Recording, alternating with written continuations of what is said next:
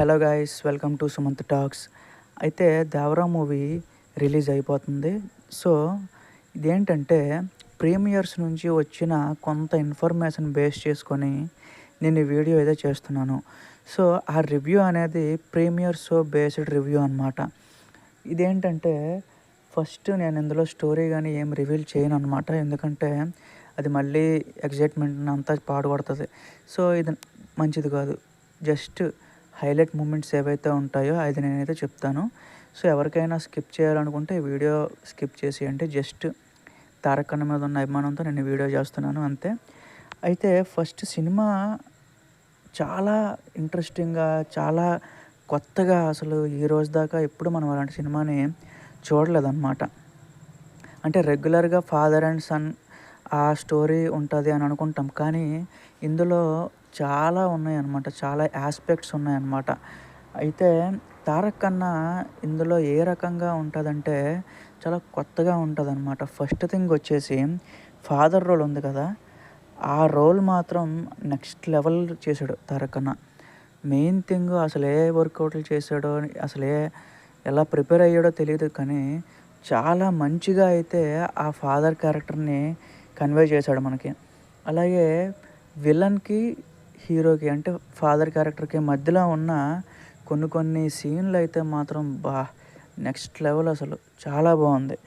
అలాగే మనకి నార్మల్గా మనకి ఏ సినిమాలో అయినా సరే ఫైట్లు అన్నా లేకపోతే ఇంకేదైనా అది ఫైట్ అన్నట్టు మనకు అనిపిస్తుంది, ఏదో సినిమా చూస్తున్నట్టు లేకపోతే అలా అనిపిస్తుంది. బట్ ఈ సినిమాకి వచ్చేసప్పటికి ఫైట్ మాస్టర్ మాత్రం అసలు ఆ ఫైట్ డిజైనింగ్కి నెక్స్ట్ లెవెల్, 100కి 100 మార్కులు ఇవ్వచ్చు. ఎందుకంటే రెగ్యులర్గా ఉండదు, సముద్రం లోపల ఫైట్ ఉంటుంది అనమాట.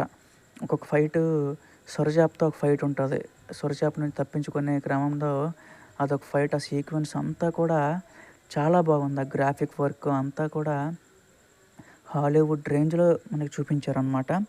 సో ఈ సినిమాలో ఇంకో విషయం చెప్పుకోవాల్సింది ఏంటంటే సైడ్ క్యారెక్టర్స్ అందరూ ఎవరెవరైతే ఉన్నారో, శ్రీకాంత్ గారు, ప్రకాష్ రాజ్ గారు, హీరోయిన్ జాహ్నవి కపూరు, చాలామంది వాళ్ళ తాలూకు ఎఫర్ట్ అంతా కూడా మనకి ఇందులో ఈజీగా కనిపిస్తుంది అనమాట. విలన్ క్యారెక్టర్ మాత్రం భయ్యా చాలా బాగా చేశాడు అసలు. అంటే ఎన్టీఆర్తో యాక్టింగ్ ఆల్మోస్ట్ మ్యాచ్ అయ్యే లెవెల్లో చేశాడు, చాలా కష్టపడ్డాడు విలన్ కూడా. సో ఎన్టీఆర్ అన్న మాస్ ఇమేజ్ ఉన్న హీరో, అలాంటి హీరోకి విలన్ ఈక్వల్గా ఉండాలి, అప్పుడే ఆ సినిమా హిట్ అవుతుంది. ఈ సినిమాలో అది జరిగింది. కొరటాల శివ గారు విలన్ కూడా మంచి జాగ్రత్త తీసుకున్నారనమాట. సో ఆ స్టోరీ డెవలప్మెంటు, ఆ కాన్సెప్ట్ డెవలప్మెంటు అంతా కూడా చాలా మంచిగా ఇందులో ప్లాన్ చేసుకున్నారనమాట. అలాగే మెయిన్ ఈ సినిమాలో కొత్తగా మీరు ఏం చూస్తారంటే సముద్రం సీక్వెన్సెస్ అంతా కూడా, షిప్లో ఆ సీక్వెన్సెస్ అంతా కూడా మీరు కొత్తగా చూస్తారనమాట. నేవీ ఆఫీసర్స్కి, ఈ హీరోలకి, వీళ్ళకి అందరికీ గొడవలు అవుతూ ఉంటాయి. అదంతా కొత్తగా చాలా ఫ్రెష్ కంటెంట్ అనమాట ఇందులో. అలాగే ఒక ఫైట్ ఉంటుంది, అంటే ఒక ట్రైబల్ జాతి ఉంటుందన్నమాట. ఒక ట్రైబల్ జాతి ఉండే ఒక విలన్స్ అనమాట, వీళ్ళ మీదకి అటాక్ వస్తారు. తారక్ అన్న ఊరి మీదకి అటాక్ వస్తారనమాట.